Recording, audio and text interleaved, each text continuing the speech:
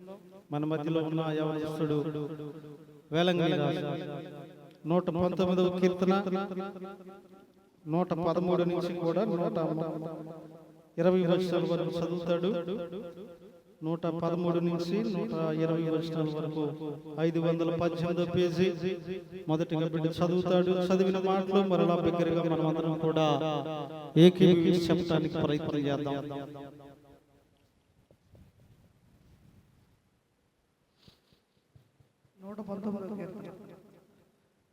ద్విమనస్కులను నేను ద్వేషించుచున్నాను. నీ ధర్మశాస్త్రము నాకు ప్రీతికరము. నాకు మరుగుచోటు నా కేడము నీవే. నేను నీ వాక్యము మీద ఆశ పెట్టుకొని ఉన్నాను. నేను నా దేవుని ఆజ్ఞలను అనుసరించేదను. దుష్క్రియలు చేయువారులారా నా యొద్ద నుండి తొలగుడి. నేను బ్రతుకున్నట్లు నీ మాట చెప్పున నన్ను ఆదుకొనుము. నా ఆశ భంగమై నేను సిగ్గునొందక యుందురుగాక. నాకు రక్షణ కలుగునట్లు నీవు నన్ను ఉద్ధరింపుము. అప్పుడు నీ కట్టడలను నీ కృపలను నిత్యము లక్ష్యము చేసేదను. నీ కట్టడలను మీరిన వారినందరినీ నీవు నిరాకరించుదువు. వారి కపటాలోచన మోసమే. భూమి మీదనున్న భక్తిహీనులందరినీ నీవు మస్తు వలె భయపరచుదువు. కావున నీ శాసనములు నాకు ఇష్టమై ఉన్నవి. నీ భయము వలన నా శరీరము వణుకుచున్నది. నీ న్యాయ విధులకు నేను భయపడుచున్నాను. దేవుని చదవబడిన కీర్తనను చదివి వినిపించిన సహోదరును ఏకీభవించిన మనలను దీవించి ఆశీర్వదించును గాక. మన ప్రభువును రక్షకుడైన యేసుక్రీస్తు వారి అతి ప్రశస్తమైన నామములో మీ అందరికీ కూడా నా హృదయపూర్వక వందనాలు. పరిశుద్ధ గ్రంథమైనటువంటి బైబిల్ నుండి ద బుక్ ఆఫ్ జోబ్, యోబు గ్రంథము, చాప్టర్ 34 34వ అధ్యాయము వర్సెస్ 21 21వ వచనాన్ని జ్ఞాపకం. ఆయన దృష్టి నరుల మార్గము మీద నుంచబడి ఉన్నది. ఆయన వారి నడకలన్నీ కనిపెట్టుచున్నాడు. చాలా చదవబడినటువంటి మాటలో భక్తుడు చెబుతున్నటువంటి మాట ఏమిటంటే, యోబు ఆయన యొక్క దృష్టి ఎవరి మీద ఉంచబడింది అని ఆయన చెప్తున్నాడంటే, నరుల యొక్క మార్గముల మీద ఉంది. ఆయన వారి నడతలన్నీ కూడా కనిపెడుతున్నాడు. వారి యొక్క నడకలన్నీ కూడా ప్రభు ఏం చేస్తున్నాడంట, కనిపెడతా. ఈరోజు ప్రభు మన మీద దృష్టి ఉంచి మన యొక్క నడతను ప్రభు ఏం చేస్తున్నాడంట, కనిపెడతా ఉన్నాడు. ప్రభు మన మీద దృష్టి ఉంచి మన నడతను కనిపెడుతున్నప్పుడు మనం చాలా జాగ్రత్తగా ఉండవలసిన వారు మాత్రమే కాకుండా మనం కూడా కనిపెట్టేటటువంటి వారిగా ఉండాలి. ప్రభు మన నడతను కనిపెడుతున్నాడు, మనం కూడా కనిపెట్టుకునేటటువంటి వారిలాగే ఉండాలి. మనం కూడా వెతుకు వారిగా, ఎదురు చూసేటటువంటి వారిగా ఉండాలి. మరి ప్రభువు మన యొక్క నడతను కనిపెడుతుంటే ఈ మధ్యాహ్నం దేని కొరకు మనం కనిపెట్టేటటువంటి వారిగా ఉండాలి. ఆయన పరిశుద్ధుడైనప్పుడు మనం పరిశుద్ధులుగా ఉండాలన్నాడు. ఆయన నీతిమంతుడు కాబట్టి మనం నీతిమంతులుగా ఉండాలన్నాడు. నేను లోకానికి వెలుగయ్యాను కాబట్టి మీరు లోకానికి వెలుగుగా ఉండండి. అలాగే నేను కనిపెడుతున్నాను కాబట్టి మీరు కూడా కనిపెట్టే వారిగానే ఉండాలి. అయితే ఈ మధ్యాహ్నం దేని కొరకు మనం కనిపెట్టాలో కొన్ని విషయాలు మనకు జ్ఞాపకం చేస్తున్నాం. ప్రభు అయితే మీ నడతను నేను కనిపెడుతున్నాను అన్నాడు. మీరు కూడా కనిపెట్టుడి. అయితే దేనిని మనం కనిపెట్టాలో కొన్ని విషయాలు జ్ఞాపకం చేస్తున్నాం. What we should be see అని. మొదటిగా దేవుని కొరకు మనం కనిపెట్టుకునేటటువంటి వారిగా ఉండాలి. దేని కొరకంట? దేవుని కొరకు. ద బుక్ ఆఫ్ మైకా, మీకా గ్రంథము 7వ అధ్యాయము, మీకా గ్రంథము 7వ అధ్యాయము 7వ వచనం చేసుకున్నట్లయితే అక్కడ అంటాడు కదా, ఆయనను యెహోవా కొరకు నేను ఎదురు చూచెదను, రక్షణకర్తయగు నా దేవుని కొరకు నేను కనిపెట్టుకుని ఉండును. మొదటిగా దేవుని దేని కొరకు కనిపెట్టాలంట? రక్షణకర్త అయినటువంటి దేవుని కొరకు మనం ఏం చేయాలి? కనిపెట్టేటటువంటి వారిగా ఉండాలి. మన జీవితంలో దేవుని కొరకు మనం కనిపెట్టేటటువంటి వారిలాగా ఉండాలి. నిరీక్షణతో, ఆకాంక్షతో మనం కనిపెట్టేటటువంటి వారిలాగా మన జీవితాన్ని ముందుకు కొనసాగించే వారిలాగా ఉండాలి. దేవుని కొరకు కనిపెట్టకుండా మన జీవితం మనకిచ్చినట్లు డిజైన్ చేసుకోవడానికి వీలు లేదు. దేవుని కొరకు మనం కనిపెట్టుకుని మనం ఏదైనా ప్రారంభించే వారిగా. కొన్నిసార్లు మనం దేవుని కొరకు కనిపెట్టకుండా మన ఆలోచన ప్రకారం, మన ధనం ప్రకారం, మన బలం ప్రకారం కొన్ని చేసేస్తాం. కొన్ని పనులు, ఆ పనులు చేయటం వల్ల తదకో నష్టాన్ని అనుభవిస్తాం, బాధను కూడా అనుభవిస్తాం. దేవుని కొరకు మనం కనిపెట్టుకుని దేవుని వాక్యం మీద ఆశ కలిగి మనం దాన్ని ప్రారంభించినట్లయితే దానిలో నష్టపోవటం అనేటటువంటిది మన జీవితాల్లో ఉండదు. కీర్తనలో కూడా అంటాడు కదా 27:14 ఆయన అంటాడు కదా, ధైర్యం తెచ్చుకుని యెహోవా కొరకు కనిపెట్టుకుని ఉండు. నష్టపోయావా, కోల్పోయావా, లేకపోతే ఏదైనా పోగొట్టుకున్నావా, నీ జీవితంలో నెమ్మది లేదా? అయితే ప్రభు అంటున్నటువంటి మాట ఏమిటి అంటే, ఇదిగో నీవు ధైర్యము తెచ్చుకుని ఆయన కొరకు కనిపెట్టుకుని ఉండు. మన దేవుని కనిపెట్టుకుని ఉండాలి.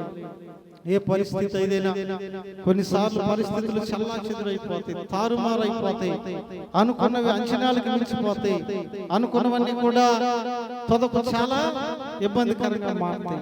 అయినప్పటికీ కూడా మనం ఎవరి కొరకు కనిపెట్టాలి అంటే దేవుని కొరకు మన జీవితాల్లో మనం కనిపెట్టుకునేటటువంటి వారిగా ఉండాలి. దేవుని కొరకు మనం కనిపెట్టుకుని ఉన్నప్పుడు మన జీవితాల్లో ఇదిగో సంతోషిస్తాం, మన జీవితాల్లో సమాధానం అనేటటువంటి దాన్ని పొందుకుంటాం. యెషయా గ్రంథంలో ఒక మాట ఉంది చూడండి, the book of Isaiah chapter 25, యెషయా గ్రంథం 25వ అధ్యాయం 9వ వచనంలో ఆయన అంటాడు కదా, మనము కనిపెట్టుకుని యెహోవా ఈయనే, ఆయన రక్షణను బట్టి సంతోషించి ఉత్సహించుము. మనం కనిపెట్టుకున్నాం కదా ఆ యెహోవా ఈయనే, కాబట్టి ఆయనను బట్టి మనం ఏం చేయాలంట? సంతోషించి ఉత్సహించుదుము. మనం ఆయన కొరకు కనిపెట్టాం కాబట్టి ఇదిగో ఆయన ఈ కార్యం చేశాడు, ఆయన ఈ మేలు చేశాడు, కాబట్టి ఆయనను బట్టి మనం ఏం చేయాలట? ఉత్సహించుదుము అంటాడు. కాబట్టి మొదటిగా మనం యెహోవా కొరకు కనిపెట్టుకుని ఉండాలి. రెండవదిగా వాట్ షుడ్ వి సీక్ అంటే, ఇంకా దేని కొరకు మనం కనిపెట్టుకోవాలి అంటే ఆయన మాటల కొరకు కూడా మనం కనిపెట్టుకునేటటువంటి వారిగా ఉండాలి. చూడండి 130వ కీర్తనలో అంటాడు ఆ మాట కూడా.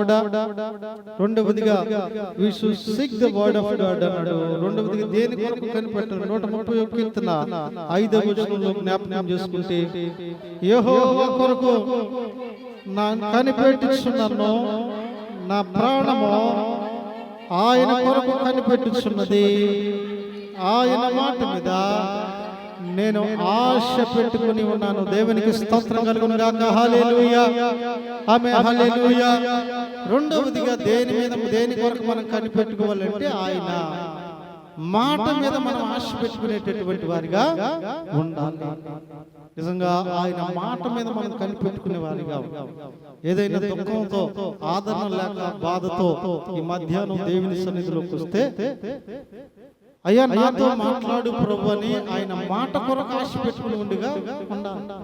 ఎందుకంటే ఆయన మాటే కదా మన ఆదరణ ఇచ్చేది, ఆయన మాటే కదా మనం దర్శించేది. కాబట్టి అయ్యా వాక్యం ద్వారా గాని, సాక్ష్యం ద్వారా గాని, పాటల ద్వారా గాని నాతో నీవు మాట్లాడు ప్రభు అని ఆయన మాట కొరకు మనం ఆశ పెట్టుకునేటటువంటి వారిగా ఉండాలి. ఎందుకంటే ఆయన మాట జీవము గలది. నీ మాట జీవము గలదయ్యా. మరి నిజంగా ఎంత గొప్ప మాట! ఆయన మాటలో ఏముందంటే జీవం అనేటటువంటిది. ఆయన మాటలో ఎంత జీవం ఉందంటే, చనిపోయి 3 దినములైన తర్వాత 4వ దినం యేసు ప్రభువు అక్కడికి వెళ్ళి లాజరు బయటికి రా అంటే, ఇదిగో ప్రేత వస్త్రాలతో చుట్టబడిన లాజరు దిగ్గున లేచి నడుచుకుంటూ ఆయన మాట అంత జీవము కలిగినటువంటిది. ఆయన మాటలో జీవం. అందుకే భక్తులు అంటారు కదా, నీవు పలికితే నాకు మేలయ్యా, నీవు పలికితే నాకు మేలయ్యా, నీ దర్శనమే నాకు చాలయ్యా, నీ దర్శనమే నాకు చాలయ్యా, నాతో మాట్లాడు ప్రభువా, నీవే మాట్లాడుమయ్యా, నాతో మాట్లాడు ప్రభువా, నీవే మాట్లాడుమయ్యా. ఆ పాటలో వచనాలు అంటాడు, నీ మాటలే నాకు బాధలలో నెమ్మదినిచ్చేది, ఆదరణిచ్చేది, ఓదార్పునిచ్చేది. నిజమండి, ఆయన మాట జీవము కలిగినటువంటి మాట. కాబట్టి ఆయన మాట కొరకు మనం ఆశ పెట్టుకున్నాం. ఒకసారి సమూయేలు సౌలును అభిషేకించబడినటువంటి తర్వాత ఆయనకు ఒక మాట చెప్తాడు, నేను వెళ్ళు, దేవునికి మనం దహన బలులు అర్పిద్దాం, అయితే నేను వచ్చే వరకు కూడా ఎదురు చూడు, నేను వచ్చిన తర్వాత నేను చెప్తాను, అప్పుడు సమర్పించేద్దాం. ఈయన అన్ని ఏర్పాట్లు చేసి ఎదురు చూస్తూ ఉంటాడు. ద ప్రాఫెట్ సమూయేల్ ఆయన రావడం కొంత లేట్ అయ్యేసరికి ప్రజలు తొందర పెడతారు. అయితే ఆయన మాట మీద ఆశ పెట్టుకోకుండా, ఆయన మాట కొరకు ఎదురు చూడకుండా ఆ బలులు అర్పించేస్తారు.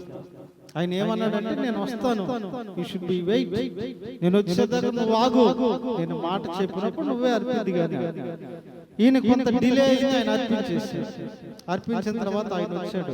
ఏంటి నువ్వు చేసింది, ఏం జరిగింది ఇక్కడ అని అంటే, అయ్యా నువ్వు ఆలస్యం చేసావు కదా, ఇలా నాకు తొందర పెట్టారు, అందుకే నేను కానిచ్చేసాను. అప్పుడు ఆయన ఏమన్నాడంటే, ఇదిగో నీవు జనులకు రాజుగా ఉన్నావు, నీవు మాట మీద ఆశ పెట్టుకుని మాట కొరకు కనిపెట్టుకునేటటువంటి వాడిగా ఉన్నావు. కాబట్టి నీ రాజ్యం నిలబడదు, ప్రభు నీ స్థానంలో మరొకరిని ఎన్నుకున్నాడు, నువ్వు ఇశ్రాయేలు మీద రాజుగా నుండవు అని అక్కడికక్కడే చెప్పేసి, నువ్వు ఇశ్రాయేలు మీద రాజుగా ఉండవు, ప్రభు నిన్ను త్రోసివేశాడు, నీ ఇక్కడ రాజుగా ఉండడానికి దేవుడు మరొకరిని ఎన్నుకున్నాడు. దేనికి కారణం? ఆయన అభిషేకించబడ్డాడు, ప్రభు అభిషేకించమన్నాడు. కేవలం ఒక మాట మీద ఆయన కొరకు కనిపెట్టుకుని లేడు కాబట్టి ఇశ్రాయేలు మీద రాజుగా ఉండటానికి నీవు పనికిరావు, ఇక నువ్వు అవసరం లేదు అని ఆయన లెక్కలో తీసేసి. ఎందుకనంటే దేవుని యొక్క మాట అంత విలువైనది. ఆ మాటకు నువ్వు ఎంత విలువిస్తే దేవుడు అంత గొప్ప స్థానంలో, అంత గొప్ప స్థితిలో నిన్ను నన్ను ఉంచుతాడు. ఆ మాటను ఎంత విలువ తక్కువగా చూస్తే దేవుడు అంత విలువ తక్కువగా మనల్ని కూడా చూస్తాడు. కాబట్టి అందుకనే ఆయన మాట కొరకు మనం కనిపెట్టుకునేటటువంటి వారిగా ఉండాలి. బైబిల్ గ్రంథంలో ఆయన మాటల గురించి రాయబడిందండి. ఇదిగో ఆయన మాటలు ఎటువంటిదంటే కొలిమిలో ఉన్న నిప్పుతో సమానమైన, చాకలవాని సబ్బుతో సమానమైన, కంసాలి నాగలితో సమానమైన, ఆయన మాట జుంటె తేనె దారుల కన్నా కూడా మధురమైనది. ఆయన మాట అంత ఆషామాషి కాదు, అంత తేలికైనటువంటిది కాదు. ఇప్పుడు నాకు తేనెలాగా కావాలంటే తేనెగా ఉపయోగపడి, లేదా నన్ను బతకాలి అంటే చాకలవాని సబ్బులాగా నాకు పనిచేసి, లేదా ఒక నిర్మాణంగా మారాలంటే శిల్పికారిని ఉలివలే పనిచేస్తుంది ఆయన మాట. ఆయన మాట ఎవరికి ఎలాగ కావాలో అలాగా అన్వయించుకోవచ్చు. కాబట్టి ఆ మాట కొరకు మనం ఏం చేయాలట, కనిపెట్టుకుని ఉండాలి. దేవునికి స్తోత్రం కలుగును గాక. హల్లెలూయా, ఆమేన్, హల్లెలూయా. కీర్తన గ్రంథం 119వ అధ్యాయం 82వ వచనం అంటాడు, అయ్యా నీవు ఇచ్చిన మాట కొరకు కనిపెట్టి నా కన్ను కూడా క్షీణించుచున్నది అంటాడు. అయ్యా నీవు ఇచ్చినటువంటి మాట కొరకు ఎదురు చూసి నా కన్ను కూడా క్షీణించుచున్నది. మరి మాట ప్రభు వచ్చినప్పుడు దాని కొరకు మనం ఎదురు చూసేటటువంటి వారిగా ఉండాలి. దాని కొరకు భక్తులు ఎంతగా ఎదురు చూస్తున్నాడంటే నా కన్ను కూడా క్షీణించుచున్నది అంటున్నాడు. కాబట్టి ఆయన మాటల కొరకు మనం ఎదురు చూడాలి. ఆయన ఇచ్చిన మాట నెరవేర్పు కొరకు మనం ఎదురు చూసేటటువంటి వారిగా ఉండాలి. అబ్రహాము ఆయన మాట నీ సంతానాన్ని అభివృద్ధి పరుస్తుంది. అసలు ఒక్కడు కూడా లేడు, లేక గొడ్రాలుగా బ్రతుకుతా ఉంటే నీ సంతానాన్ని అభివృద్ధి చేస్తాను. 75 సంవత్సరాలప్పుడు మాట ఇస్తే 99 సంవత్సరాలకు నెరవేరు. అంటే ఇంచుమించుగా 24 సంవత్సరాలైనా ఎదురు చూసాడు ఆ మాట. ఇప్పుడు ఆ మాట కొరకు ఎదురు చూడకుండా మధ్యలో వీళ్ళకి పనిచేశారు, ఆగ్రహం తెచ్చి పెట్టారు. ఏమైంది అక్కడ? కుటుంబంలో మనస్పర్ధలు, గొడవలు, చివరికి నేటి దినాల్లో చెప్పుకుంటే తారాస్థాయికి వెళ్ళిపోయింది. ఆ జనాంగం ఈ జనాంగం మధ్య ఉన్నటువంటి విభేదం తారాస్థాయికి వెళ్ళిపోయింది. కారణం ఏమిటి అంటే దేవుని మాట కొరకు ఎదురు చూడకుండా మధ్యలో వీళ్ళ సొంత నిర్ణయం తీసుకుంటారు. మాట ఇచ్చినటువంటి దేవుడు మాట తప్పేవాడు కాదు, ఆయన నెరవేరుస్తాడు. దాని కొరకు ఎదురు చూడవలసిన, కనిపెట్టవలసిన బాధ్యత we have to seek the months or years. అది నెలలైనా సంవత్సరాలైనా ఎదురు చూడవలసిన బాధ్యత మనకు. వీరు ఎదురు చూడలేదు, సమస్యలు కొని తెచ్చుకున్నారు. కాబట్టి ఒకటి యెహోవా కొరకు కనిపెట్టుకుని ఉండాలి, రెండవదిగా ఆయన మాటల కొరకు కనిపెట్టుకుని ఉండాలి, మూడవది ఇంకా దేని కొరకు కనిపెట్టుకుని ఉండాలంటే యెహోవాను గురించి రక్షణ కొరకు మనం కనిపెట్టుకుని ఉండేవారిగా ఉండాలి. చూడండి విలాప వాక్యములు, the book of lamentation chapter 3 versus 26 26వ వచనాన్ని జ్ఞాపకం చేసుకున్నట్లయితే అక్కడ చెబుతున్న మాట, నరులు ఆశ కలిగి యెహోవాను గురించి రక్షణ కొరకు ఓపికతో కనిపెట్టుట మంచిది. మూడవది ఏది మంచిదంటే, ఎలా లేదు దేని కొరకు కనిపెట్టాలి అంటే యెహోవా మనకు అనుగ్రహించు రక్షణ కొరకు మనం ఏం చేయాలట, కనిపెట్టాలి. యెహోవా మనకు అనుగ్రహించే రక్షణ కొరకు మనం ఏం చేయాలి, కనిపెట్టాలి. ఎందుకంటే రక్షణ యెహోవా యొక్క స్వాధీనము. రక్షణ యెహోవా యొక్క స్వాధీనం కాబట్టి దాని కొరకు మన జీవితాల్లో కనిపెట్టుకునేటటువంటి వారిగా ఉండాలి. కనిపెట్టుకునే వారిగా ఉండాలంటే దాని అర్థం వారి కొరకు మనం ప్రార్థన చేసేటటువంటి వారిగా ఉండాలి. వారి కొరకు మనం దేవుని సన్నిధిలో అంగలార్చేటటువంటి వారిగా ఉండాలి. ఎందుకంటే మనకు శరీర రక్షణ అవసరం, ఆత్మ రక్షణ కూడా అవసరం. అయితే వాటి కొరకు మనం ఏం చేయాలంటే కనిపెట్టుకుని ఎదురు చూసేటటువంటి వారిగా. కొంతమంది రెచ్చగొడతారు. ఒకసారి జ్ఞాపకం చేశాం కదా, ఒకసారి ఒక ప్రాంతంలో మా నాన్నగారు బాప్తిస్మం ఇవ్వటానికి కాలువ ఒకటి ఉంటే కాలువ దిగారు. 1 by 1 వస్తున్నారు. మొత్తం అక్కడ 8 మంది ఏమారు బాప్తిస్మం పేర్లు ఇచ్చారు. అయితే చివర్లో ఒకడు వచ్చాడు. చివర్లో ఒకడు వస్తే వాడిని నీళ్ళలో దించాక అడుగుతారు ప్రశ్నలు, యేసుని సొంత రక్షకుడిగా అంగీకరిస్తున్నావు అన్నాడు. అంగీకరిస్తున్నావు అంటే లేదు ఏమన్నాడు, లేదు. అదేంటి లేదా, యేసు ప్రభు నీ పాపాల కొరకు తన రక్తం కార్చి చనిపోయి సిలువలో వేలాడి తిరిగి లేచాడని నమ్ముతున్నావు అన్నాడు. లేదు పాస్టర్ గారు, వాడు యేసు సొంత రక్షకునిగా అంగీకరించలేదు. యేసు ప్రభు వాడు పాపాల కొరకు చనిపోయి తిరిగి లేచాడని నమ్ముతున్నాడు. ఆయన నువ్వు రక్షణ పొందుకుంటే మీ పాత జీవితాన్ని వదిలి కొత్త జీవితం మొదలు పెట్టాలని నీకు తెలుసు అన్నాడు. అది కూడా తెలియదు పాస్టర్, అది కూడా తెలియదు పాస్టర్. మరి నువ్వు రక్షణ పొందిన తర్వాత నీకు నిత్య జీవం వచ్చింది అది అని అడిగాడు. మరలా అబ్బాయి ఏం తెలియదు పాస్టర్ గారు, ఏది అడిగినా కూడా నాకు తెలియదు. మరి ఎందుకు నువ్వు రక్షణ పొందడానికి వచ్చావురా బాబు అన్నాడు. అసలు మనోడు బీపీ గాడు కదా అన్నాడు. ఎందుకు రక్షణ పొందడానికి వచ్చావంటే ఆ అమ్మాయి బాప్తిసం తీసుకుంది పాస్టర్ గారు, నేను కూడా అందుకే తీసుకు ఆ అమ్మాయి బాప్తిసం తీసుకుంది కాబట్టి రక్షణ పొందింది కాబట్టి ఆ అమ్మాయి కోసం వీడు కూడా అక్కడ ఉంది. వీడు ఎప్పుడు నుంచి ఆ అమ్మాయిని ఇష్టపడుతున్నాడంట. వాళ్ళేమో మందిరానికి వెళ్ళేవాడికే బాప్తిసం తీసుకునేవాడికి మేము ఇస్తాం, నీకు ఇవ్వరా అది వాళ్ళ అమ్మ అంటుంది. ఒడ్డు నుంచి వాళ్ళ అమ్మ అంటుంది, పాస్టర్ గారు వాడు మంచివాడు కదా, వాడికి మా పిల్లనయ్యో మీరు ఇచ్చింది ఆవిడ అంటాడు. ఈయనకి ఒళ్ళు మండిపోయి ఎవరు నిన్ను తెచ్చింది బాప్తిసం అంటే ఇదేమన్నా అమ్మాయి కోసం అబ్బాయి, అబ్బాయి కోసం అమ్మాయి తీసుకునేదా? బాప్తిసం అంటే తెలుసుకోవాలి, చెప్పాలి కదా అని ఆ పాస్టర్ గారిని కూడా ఉండు. మాకు తెలియదు అయ్యగారు, రాత్రి పేరు ఇచ్చాడు, నాకు ఇప్పుడు తెలిసింది, నాకు ఇప్పుడు దాకా తెలియదు, లేకపోతే కౌన్సిలింగ్ ఇచ్చాడు ఆయన. ఎందుకనంటే కొంతమంది రక్షణ పొందటానికి రీజన్ ఏంటంటే వారి కొరకు వీరి కొరకు వారు, నా ఫ్రెండ్ తీసుకున్నాడు కదా, లేకపోతే నా ఇంటి వెనకాల తీసుకున్నారు కదా, నా ఇంటి ముందు వాళ్ళు తీసుకున్నారు కదా, లేకపోతే కొన్ని బాప్తిసాలు ఎలా జరుగుతాయి అంటే కొన్ని ప్రదేశాల్లో ఒకప్పుడు జరిగే. అమెరికా నుంచి ఎవరైనా దొరలు వస్తే అరే ఎవరు బాప్తిసం తీసుకుంటే వాడికి బియ్యం బస్తా ఇస్తాడంటే 25 మంది 30 మంది ఎగబడి దేని కొరకు? బియ్యం బస్తా కోసం. కానీ ఇక్కడ రక్షణ అంట యెహోవాను గురించేది. అది దాని కొరకు మనం ఏం చేయాలి? ఈ రోజు మన కుటుంబాల్లో రక్షణ పొందిన వారు అనేక మంది ఉన్నారు. వారి కొరకు మనం ఏం చేయాలి? కనిపెట్టాలి, రెచ్చగొట్టకూడదు, వారిని రెచ్చగొట్టకూడదు అనమాట. నువ్వు తీసుకోదు, నీ సమకాలికుడు తీసుకున్నాడు, నీ తోటోడు తీసుకున్నాడు, ఇంక నువ్వెప్పుడు రెచ్చగొట్టకూడదు. వారి కొరకు ప్రార్థన చేసి కనిపెట్టాలి. వారంతటా వారు రక్షణ పొందడానికి వస్తే వారు నిలబడతారు. నువ్వు రెచ్చగొట్టావు, బాప్తిసం తీసుకున్నాడు, చిన్న సమస్య వచ్చింది, రేపు దేవుని సన్నిధికి దూరం అయిపోతావు. కానీ ఎవరైతే తమంతట తమ రక్షణ పొందుతారో ఎన్ని సమస్యలు వచ్చినా, ఎన్ని ఇబ్బందులు వచ్చినా, ఎన్ని ఇరుకులు వచ్చినా దేవునిలో వారు స్థిరముగా ఉంటారు. దేవునికి స్తోత్రం చెప్తాం. హల్లెలూయా, ఆమేన్, హల్లెలూయా. అందుకే నేను కీర్తన గ్రంథం 119వ అధ్యాయంలో మాట్లాడాడు. ద బుక్ ఆఫ్ సామ్స్ 119, కీర్తన గ్రంథం 119వ అధ్యాయము 23వ వచనాన్ని జ్ఞాపకం చేసుకో. అధికారులు నాకు విరోధముగా నీ సేవకుడు నీ కట్టడల్లో ధ్యానించుచున్నను.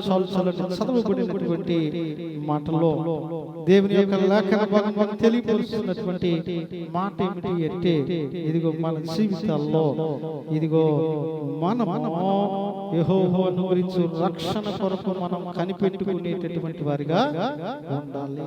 మన కుటుంబంలో రక్షణ లేని వారిని మనం ప్రార్థన ద్వారా ప్రోత్సహించాలి, కానీ వారిని ఏమాత్రం కూడా బలవంతపరిచేటటువంటి వారిగా ఉండకూడదు. దాని కొరకు ఏం చేయాలి?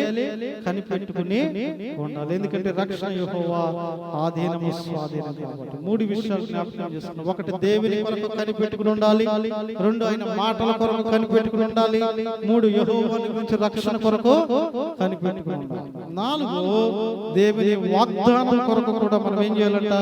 కనిపెట్టుకునేటటువంటి వారిగా ఉండాలి. చూడండి, అపోస్తలుల కార్యములు the book of acts chapter 1 లో అంటాడు కదా, you should be seek the promise of lord అన్నాడు. అక్కడ 4వ వచనం చదువుకుందాం. ఆయన వారికి కలుసుకొని ఇలాగూ ఆజ్ఞాపించెను, మీరు యెరూషలేము నుండి వెళ్ళక నా వలన వినిన తండ్రి యొక్క వాగ్దానము కొరకు కనిపెట్టుకొని ఉండుడే. తండ్రి యొక్క వాగ్దానం కొరకు ఏం చేయాలంట? కనిపెట్టుకుని ఉండాలి. ఈరోజు వాగ్దానం కొరకు కనిపెట్టుకుని ఉండటం శ్రేష్టమైనటువంటిది. చాలా మంది కూడా వాగ్దానం కొరకు కనిపెట్టకుండా ఎలా పడితే అలా వాగ్దానం తీసేస్తుంది. మనకు వాగ్దానాలు తీసే వాడుకోవాలి. వాస్తవానికి ఈ పరిశుద్ధ గ్రంథం మొత్తం కూడా కొన్ని వేల వాగ్దానాలు ఉన్నాయి. ఇవన్నీ కూడా దేవుడు మనకి ఇచ్చింది. కానీ నూతన సంవత్సరంలో ప్రత్యేకంగా నాకు ఆదరణ కొరకు వాగ్దానం కావాలని తీసుకుంటాం.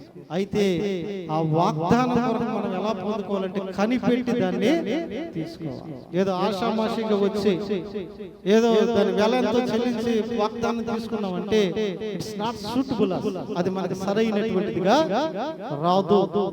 అది వచ్చినది మన జీవితాల్లో నెరవేర్చబడాలి. ఎందుకంటే నువ్వు కనిపెట్టకుండా తీసుకున్నావు. ఎలా కనిపెట్టావు? దాని కొరకు ప్రార్థన చేసావా? ప్రత్యేకమైనటువంటి దీక్ష ఉన్నావా? దాని కొరకు నువ్వు సరైనటువంటి నియమ నిబంధన కలిగి, అయ్యా ఇదిగో నీ వాగ్దానం కొరకు నేను కనిపెట్టాను, శ్రేష్టమైన వాగ్దానం నాకు ఇవ్వని నువ్వు తీసుకున్నావా? లేదు. ఏదో నార్మల్ గా వచ్చావు, అందరు తీసుకుంటారు, నువ్వు కూడా తీసుకున్నావు. అక్కడ ఏదో అంటాడు, నిశ్చయముగా నీ సరిహద్దులు విశాలపరచబడిన అనగానే ఓ ఇక్కడ అనుకుంటావు ఈ 2026లో ఎకరాల మీద ఎకరాలు కొనేస్తావు.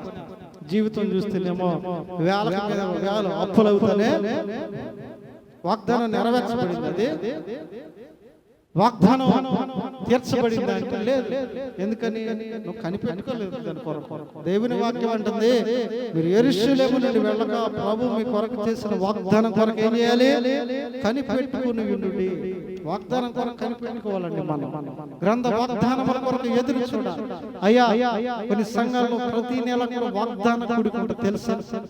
ప్రతి నెల వాగ్దానం కూడుకుని పరిశుద్ధ గ్రంథంలో ఒక వాగ్దానం తీసి దాని కొరకు ప్రార్థన చేసి సంఘం అందరిలో వాగ్దానం నెరవేరాలని దాని కొరకు కనిపెట్టుకుంటాం. ఈ వారం సంఘం కొరకు దేవుడి వాగ్దానం బయలుపరచుడని ఆ వాగ్దానం కొరకు ఎక్స్ప్లెయిన్ చేసి దాని కొరకు కనిపెట్టి అందరూ కూడా ఈ నెలలో సంఘం ఎవరెవరి కుటుంబాల్లో వాగ్దానం నెరవేర్చబడాలి.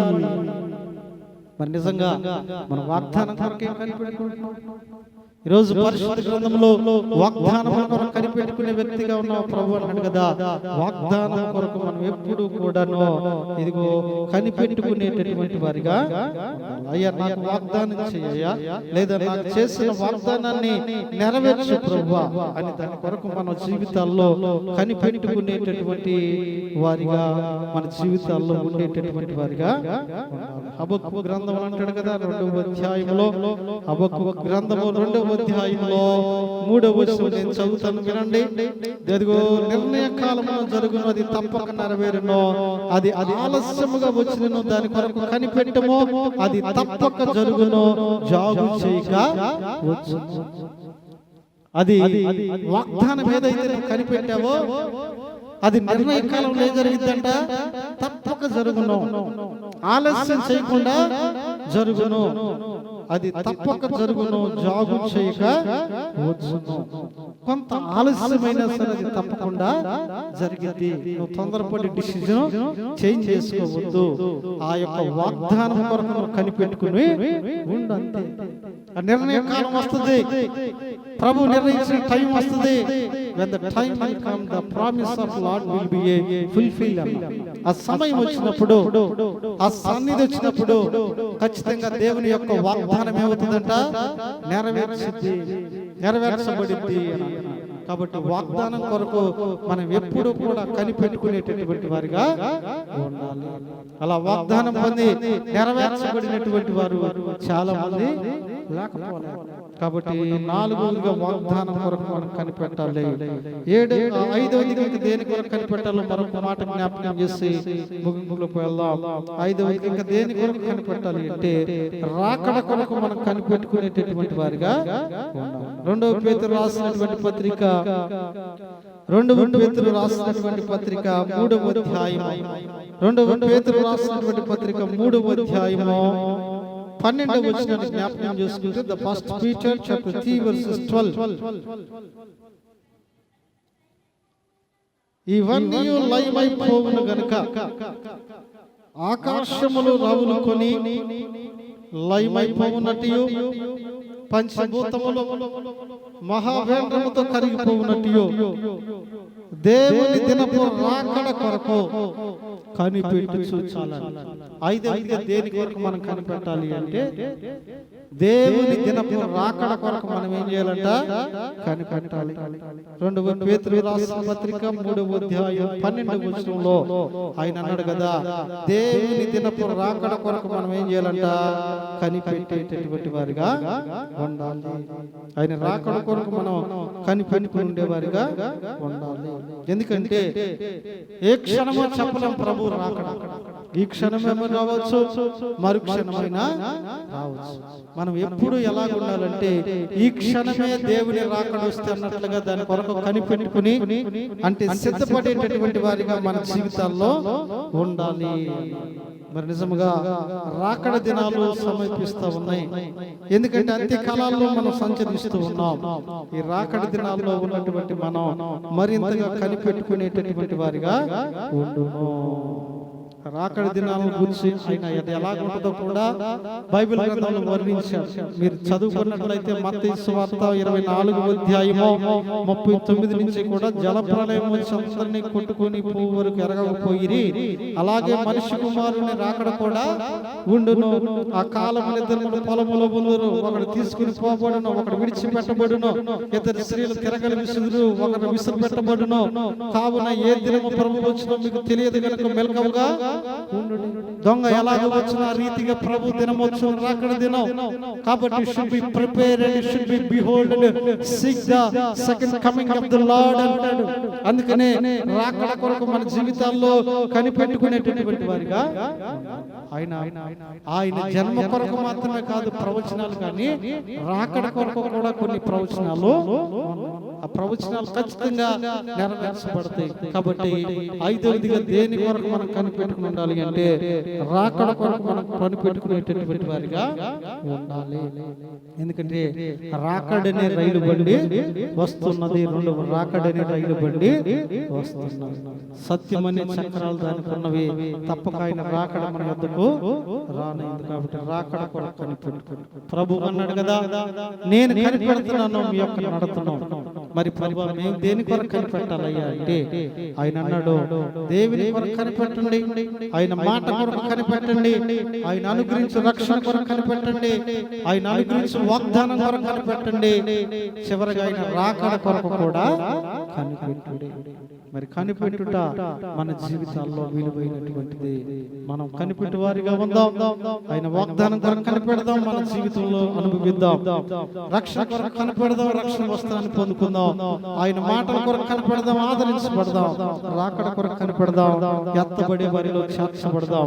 అట్టి భాగ్యము కృప మనకు ప్రభు కలుగజేసి నడిపించును గాక. అందరూ కూడా మోకరిద్దాం. విన్నటువంటి వర్తమానం ప్రార్థన ద్వారా ముందుకు కొనసాగుదాం. కృప కలిగినటువంటి దేవుడు మన జీవితాలు ఆయన వాగ్దానములు నెరవేర్చిన, ఆయన వాగ్దానముల ద్వారా ఆదరించిన, ఆయన అన్నాడు కదా కనిపెట్టుడి. స్తోత్రాలు స్తోత్రాలు. హల్లెలూయా హల్లెలూయా హల్లెలూయా.